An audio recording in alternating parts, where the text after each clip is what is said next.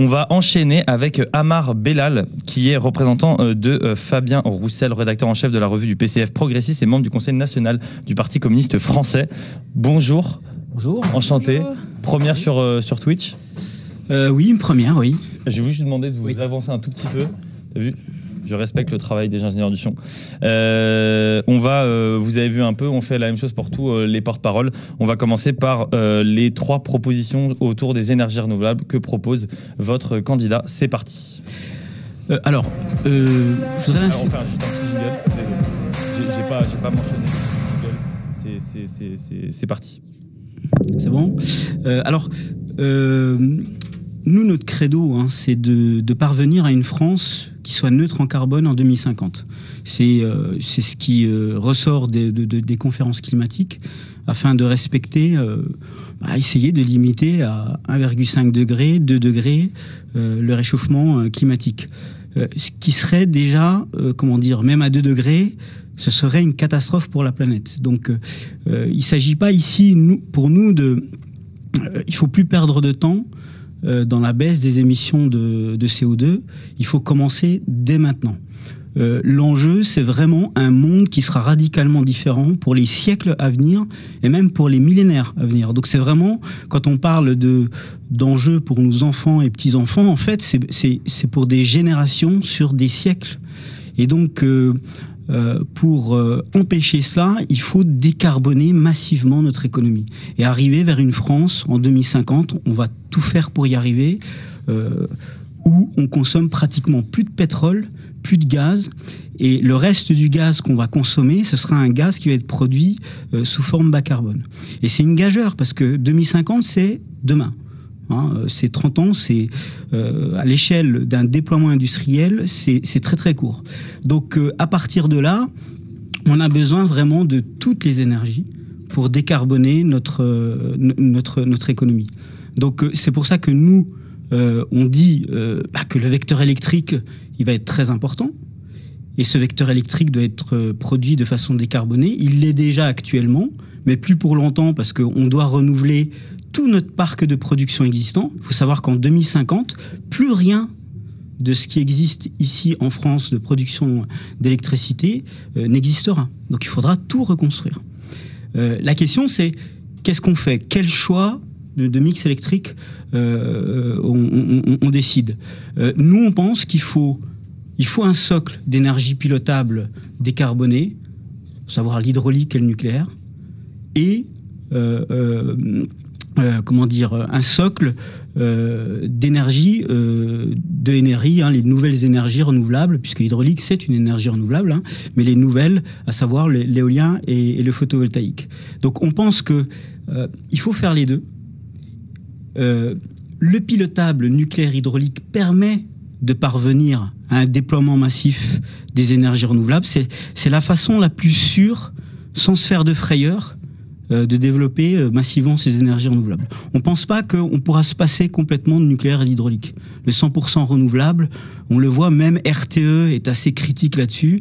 Les scénarios de RTE montrent bien ils sont plutôt sur les scénarios N2, où ils disent cette voie-là, ça permet dans de bonnes conditions de développer les énergies renouvelables et décarboner très vite l'électricité. On a bien conscience d'une chose, c'est que c'est maintenant qu'il faut décarboner. Il faut produire un peu plus d'électricité dès maintenant décarbonée. Or, les premiers réacteurs nucléaires nouveaux qui vont arriver, ils arriveront en 2035. Donc on a quelque part une quinzaine d'années où il faut augmenter notre production d'électricité, mais sans aucun réacteur nouveau. Donc là, forcément, il va falloir faire du renouvelable. Il va falloir faire de l'éolien, du solaire. Ça va être difficile parce que, on l'a vu dans les différentes interviews qui se sont passées, il y aura un problème d'acceptabilité. Donc il va falloir aussi faire preuve de pédagogie et expliquer qu'on ne peut pas faire autrement, qu'on a besoin de toutes les énergies pour décarboner très vite notre électricité. Pourtant, vous êtes, Fabien Roussel, le seul candidat de gauche à proposer du coup la construction de nouveaux EPR. Et c'est le seul candidat de gauche, même si ça fait un peu à l'ancienne de dire les clivages gauche-droite, mais on le dit quand même, ça permet de situer. Et c'est le seul candidat de gauche qui ne se prononce pas véritablement sur le renouvelable. Et dans le programme qui est porté par Roussel, on ne parle pas forcément d'énergie marine, d'éolien, en tout cas c'est pas chiffré, on ne parle pas de méthanisation ou de bois énergie, et la majorité du programme est basée sur l'hydraulique, le nucléaire, et juste de parler de 100% public et décarboné, et ça on y reviendra après. Alors, dans le détail, par exemple, nous on pense qu'il faut une filière de l'énergie renouvelable industrielle. Ça ne peut pas se développer de la manière où ça s'est développé actuellement, c'est-à-dire avec des subventions massives et qui profitent à des acteurs du privé, et avec un coût du capital qui fait que finalement on privatise les profits, on socialise les pertes. L'idée, nous, c'est de développer une filière industrielle de l'énergie renouvelable, et puis que ces énergies renouvelables se développent dans un cadre d'un service public, d'un EDF 100% public. Ça, c'est très important. Alors après, sur le renouvelable, précisément, nous, on est plutôt sur des scénarios, encore une fois, de type N2, N3 de RTE. Et l'idée pour nous, c'est de développer massivement ces énergies-là, et avec un jalon, en 2035, on va déjà avoir un retour d'expérience sur comment se construit le nouveau nucléaire. Est-ce que on va réussir à déployer le système de flexibilité avec l'hydrogène, l'effacement, etc. C'est un choix de votre part de ne pas avoir chiffré justement, et de ne pas avoir nommé exactement quelles énergies renouvelables, à quel pourcentage de mix énergétique vous allez faire d'ici une certaine date. C'est un choix de votre part. Disons que les énergies renouvelables les plus efficaces, nous on est là-dessus, c'est les pompes à chaleur. Alors ça fonctionne à l'électricité, c'est vrai, mais par exemple on dit que toutes les chaudières à gaz et toutes les chaudières à fioul doivent basculer dans des types pompes à chaleur, chauffage au bois, chauffe au solaire. On n'en parle pas beaucoup, mais c'est un solaire qui est très intéressant et qui est très efficace aussi. Donc là-dessus, on va régler le problème du chauffage carboné, voilà. Mais on n'arrivera pas, à faire ça si on n'engage pas un grand programme d'efficacité énergétique dans le logement. Pourquoi ? Parce que si on introduit des pompes à chaleur dans des passoires thermiques, on va faire exploser notre consommation d'électricité. Donc il faut faire les deux. Si on veut développer les énergies renouvelables, eh bien il faut aussi énormément de mesures d'efficacité énergétique. C'est la SNBC, par exemple, table sur une diminution de la consommation globale d'énergie de 30 à 40%. Mais c'est une gageure. C'est une gageure. Donc ça veut dire que alors un point aussi très important que nous proposons. Alors c'est sûr que c'est pas très technique, peut-être que vous attendiez à ce que je vous parle beaucoup de techniques, d'énergie renouvelable, d'une liste, etc. Mais je pense que là, on a des ingénieurs, on a des techniciens, on va réfléchir à ça. L'idée, c'est vraiment, dans les grandes directions, de se dire qu'on va marcher sur les deux pieds, c'est-à-dire nucléaire, hydraulique, et puis énergie renouvelable, parce qu'on n'a pas le choix. Oui, on n'a pas le choix pour... Voilà. Le seul chiffre que vous donnez, c'est la création de réacteurs et pas forcément de renouvelables. Mais tu avais une question. C'est juste un mot là-dessus. On sera autour, en 2050, d'une quarantaine de gigawatts de solaire et éolien. C'est à peu près le scénario N2 de RTE, ce qui est déjà énorme. C'est-à-dire que quand on oppose nucléaire et renouvelable et on dit mais vous êtes à fond pour le nucléaire, mais ces scénarios-là, c'est-à-dire le 50% de nucléaire en 2050, mais c'est aussi quand même 50% de renouvelables, et c'est énorme. Produire 300 TWh, ce sera ça, 300 TWh en 2050 avec des énergies renouvelables intermittentes, c'est l'équivalent de ce que fait même l'Allemagne ne produit pas ça encore.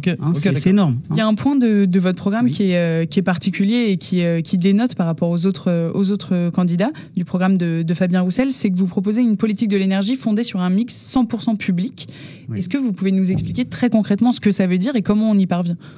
Alors, ce que ça veut dire, c'est qu'aujourd'hui, EDF, c'est une société anonyme. Il doit y avoir on doit avoir 83%, 85% qui appartient à l'État. Le reste, ce sont des actionnaires. Et il n'y a pas besoin d'avoir... on n'a pas besoin de privatiser un service public entièrement pour qu'il se comporte comme une entreprise où l'objectif, ça devient le profit et qui délaisse le développement industriel et le long terme. EDF s'est quand même comporté ces dernières années comme une entreprise qui avant tout veut plaire à ses actionnaires. Et ça a fait beaucoup de mal à la filière nucléaire, mais pas que.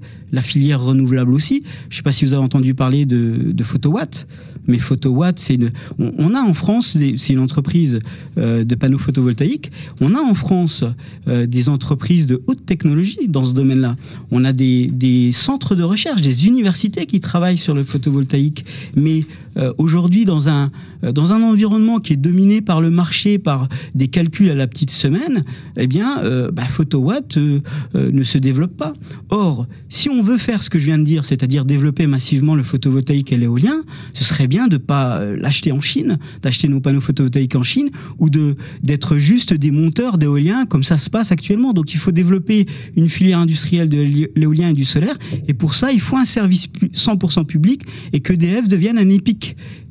Donc, un établissement public d'intérêt industriel et commercial, et qui, sur le long terme, fasse des investissements. Si on dit que photovoltaïque et l'éolien, eh bien, il va falloir les développer, il faut que EDF se donne un EDF 100% public, se donne les dispositions pour développer une véritable filière. Okay.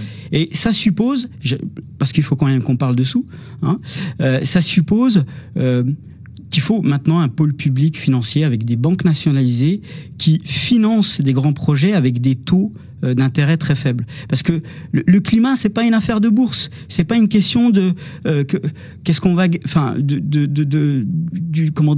pas une question de fric qu'il faut gagner très vite pour des acteurs privés. C'est une question de survie pour l'humanité, et y compris pour la France. La France va beaucoup morfler à cause du réchauffement climatique. Donc, il faut se dire que si c'est d'intérêt public, eh bien, le bras financier de l'État, avec un pôle public financier, il abaisse ses taux d'intérêt, même à 0% pour financer massivement ces grands plans, nucléaires comme renouvelables. Si on finance ça avec des taux d'intérêt du marché, c'est très simple, la facture, elle va exploser pour les Français. Ok, c'est très clair. On va passer du coup à la brève de presse. Vous l'avez vu, vous allez réagir à une brève de presse qui va être prise au hasard. C'est parti, jingle, brève de presse. Alors...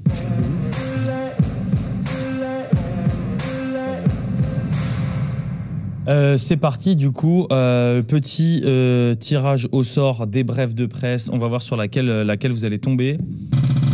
C'est parti. Oui, demain, 1 million d'emplois verts, la révolution des énergies vertes. À quoi ça vous fait penser ? Alors moi, ça me fait penser surtout au secteur du bâtiment. Je suis enseignant à l'IUT de Rennes en génie civil, et on est en plein dedans. Les entreprises s'arrachent nos apprentis, et dans toutes les soutenances que l'on fait, il y a énormément de soutenances qui se font sur des sujets de rénovation énergétique des bâtiments. Et donc là, il y a un enjeu énorme, c'est que il y a l'enveloppe des bâtiments, où là il va falloir apprendre à rénover de façon tellement précise que, avec la qualité d'imperméabilité de l'air, les systèmes de ventilation, les systèmes de chauffage, eh bien il y a des emplois dans le bâtiment, mais pas que. Il y a des emplois dans la filière. Il faut créer une filière de la pompe à chaleur, une filière des chaudières à condensation. Donc tout ça, ce sont des emplois, et il faudrait que ce soit localisé en France, parce que on parle beaucoup d'émissions territoriales, mais il faut aussi parler de l'empreinte carbone. Et nous, une des particularités de Fabien Roussel, c'est vrai, à gauche, on est seul à défendre le nucléaire, mais ceci dit, le GIEC, le nucléaire, moi je considère que c'est pas une énergie de droite. Non, c'est une énergie aussi de gauche. C'est pas une question, c'est pas un marqueur. Et même le GIEC dit 2019, son rapport 1.5. Il avance 4 scénarios énergétiques mondiaux qui permettent de boucler le problème du climat. eh bien, à 1,5 degré, dans ces 4 scénarios, le nucléaire est en augmentation du double au quintuple. Donc, même le GIEC le dit, avec le renouvelable. Avec donc, le renouvelable, oui. Bien sûr. C'est bien ça qu'on pointait, c'est le manque de précision, en fait, sur le développement de votre programme d'énergie renouvelable. C'est le reste, c'est simple. Si on dit 50% de nucléaire, et puis qu'on sait qu'il y a 15% d'hydraulique, alors ce sera 10% dans un monde, dans une France à 700 TWh, le reste c'est 40%. Alors plutôt, hein, c'est l'éolien, parce que on voit bien que c'est une technologie qui est plus mûre, je pense, que le photovoltaïque. Donc ça fonctionne bien. Sous quel format, si je peux dire ça comme ça, par exemple, est-ce qu'on parle de grands parcs éoliens offshore? Est-ce que vous êtes pour la fabrication de ce genre de parc? Il faudra y aller. Alors peut-être que les parcs éoliens flottants, ça permettrait d'aller au-delà des côtes. Parce que nous, on a un problème en France, hein, contrairement à l'Allemagne qui a un plateau assez élevé, et donc elle peut se permettre d'éloigner ses éoliennes. Nous, on n'a pas vraiment ce plateau-là. Donc on espère aussi que le progrès technique fera que l'éolien offshore de type flottant, donc on pourra éloigner des côtes, pourra se développer. Parce que très franchement, oui, il faudra faire preuve de pédagogie et expliquer qu'on ne peut pas faire autrement que de faire des parcs éoliens, mais ça pose quand même un problème. Moi, je navigue, j'ai eu l'occasion de naviguer sur la baie de Saint-Brieuc. Quand je vois l'emprise du parc éolien, oui, il faut le faire, mais c'est un peu dur. Il faut. Il y a des questions d'acceptabilité. Oui. Ouais. Donc voilà. C'est le maître du temps. C'est le moment de passer à ton moment préféré.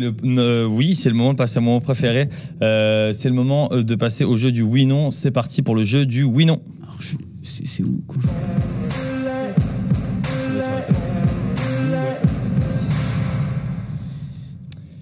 Donc c'est parti pour le jeu du oui-non. Répondez par oui ou non. Ça se trouve, vous serez le seul à répondre juste au jeu. On va essayer qu'il y ait un tout pile, parce que personne n'a respecté pour l'instant le jeu du oui-non et tout le monde a dit ouais, mais peut-être que en fait le 2 à 1,3 milliard. Coupez-vous les subventions aux entreprises françaises pour financer des projets d'énergie fossile à l'international? Oui. Mettez-vous en place un fonds social pour le climat de 5 milliards d'euros par an afin d'aider les gens à changer leur mode de chauffage ou de transport comme proposé par le syndicat des énergies renouvelables? Oui, et on propose 6% du PIB comme le recommande le GIEC, c'est 140 milliards d'euros pour le climat. Ok. Non, c'est ok. Pardon. Construisez-vous de nouveaux réacteurs nucléaires? Oui. Comptez-vous doubler la part des énergies renouvelables dans notre mix énergétique d'ici 2030? Oui. Là, avec le programme que vous proposez, vous pensez pouvoir le faire en 10 ans? Oui, parce que les énergies renouvelables actuellement, l'éolien et le solaire, au total, ça doit faire 13%. Et encore une fois, si on veut respecter une France neutre en carbone d'ici 2050... Il faudra le faire, mais pour l'instant, vous ne l'avez pas encore chiffré. C'est pour ça que je précise. Non, mais il faut regarder les trajectoires de la SNBC, c'est inévitable. La SNBC, c'est la stratégie nationale bas carbone. Oui, c'est ça. Ouais, et donc on a perdu beaucoup de temps, donc on n'a plus le choix. En fait, c'est aussi, si on dit ça, c'est parce que on a perdu beaucoup de temps dans de nouveaux investissements. Donc, ok, d'accord. Soutenez-vous la construction de nouveaux parcs éoliens offshore? Oui. Poursuivez-vous le développement de l'éolien terrestre? Oui. Êtes-vous d'accord pour dire qu'il faut développer le gaz vert pour remplacer les importations de gaz en provenance de la Russie? Non, je rejoins un peu les conclusions du Haut Conseil pour le climat, qui est très critique par rapport, à la mobilisation des terres pour produire de l'énergie, notamment du biométhane. Eux, ils disent clairement que si on veut aller justement vers cette neutralité carbone, il faut réserver les sols comme puits de carbone. C'est-à-dire que sur les questions d'indépendance énergétique, pour l'instant, on resterait dépendant du gaz russe à court ou moyen terme? Alors pour l'instant, le problème du gaz russe, c'est un énorme problème qui ne va pas se résoudre avec quelques cultures et qui en plus vont nous plomber le climat. Il y a des mesures d'urgence à prendre au niveau des taxes parce qu'il y a des gens qui souffrent. Nous, vous habitez Paris, moi j'habite aussi une grande métropole, je peux me permettre d'aller à mon boulot en vélo électrique, ça pose pas de problème. Mais il faut savoir que il y a les 3/4 des Français qui peuvent pas faire autrement. C'est une souffrance. Delphine Batho, elle était très claire sur un embargo sur le gaz russe. Vous proposez pas ça? Alors en France, on pourrait. En France, parce que on est finalement peu dépendant du gaz russe. Mais au niveau européen, mais du coup, vous voyez, si Fabien Roussel est président de la République, il le ferait. C'est une décision. Je pense très franchement, c'est une décision à prendre au niveau européen. Ce genre de choses. Est-ce qu'un si les pays se mettent à avoir des politiques, donc alors après, est-ce que là, on est dans des questions de politique étrangère. Non, mais c'est votre réponse. C'est un peu compliqué comme ça de répondre. Mais par contre, ce qui est sûr, c'est que tout ce qu'on fait, c'est-à-dire du nucléaire, du renouvelable, de l'efficacité énergétique, eh bien ça va nous permettre de sortir de la dépendance. Il y a 1 milliard par jour. L'Europe dépense 1 milliard par jour en énergie fossile. Pour l'achat de gaz et de pétrole. C'est 350 milliards. Votre réponse serait plus au niveau européen. Êtes-vous prêt à vous engager à augmenter le nombre de fonctionnaires pour permettre d'accélérer la réalisation des projets d'énergie renouvelable? Oui, puissance 2. Ok. Vous engagez-vous, j'ai l'impression que cette syntaxe de phrase me gêne, à soumettre toutes vos politiques publiques avant leur adoption à une évaluation de leur impact sur le climat? Ah oui, c'est ce que dit aussi le Haut Conseil pour le climat.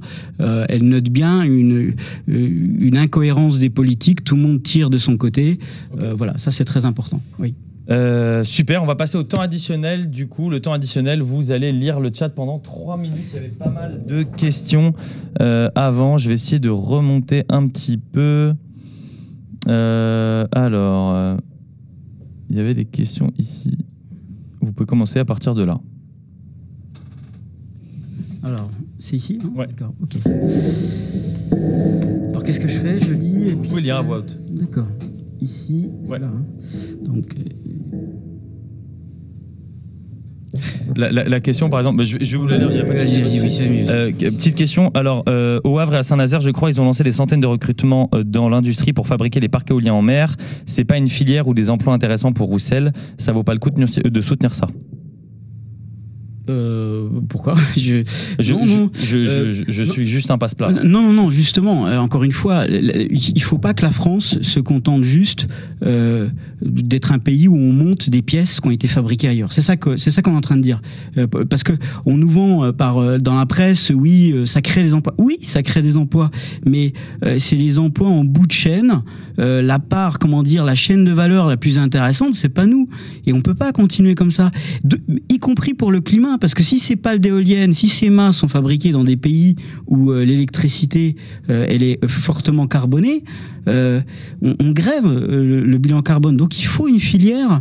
Et ça demande, excusez-moi, mais ça demande quand même de relancer la France en tant que puissance scientifique et industrielle. On peut pas continuer à vivre avec des lycées où il y a plus de maths, où les universités, se vident de leur filière scientifique, où on valorise pas les métiers d'ingénieurs, de techniciens, y compris aussi chez les femmes, c'est-à-dire valoriser ces métiers-là chez les femmes. Et donc il y a une grande politique aussi à avoir là-dessus d'attractivité de ces métiers-là. Il faut retrouver un savoir-faire. Ça, c'est important parce que on peut toujours chatter ensemble, on va se faire plaisir, on va se payer de mots. Mais à un moment donné, il va falloir le couler, le béton des fondations des éoliennes. Okay. Il va falloir mettre les mâts, il va falloir faire les branchements, il va falloir monter les lignes haute tension, il va falloir le produire, l'hydrogène, pour la flexibilité. Il faut du savoir-faire. Une autre question, Desiogl. Compliqué de trouver des questions à poser.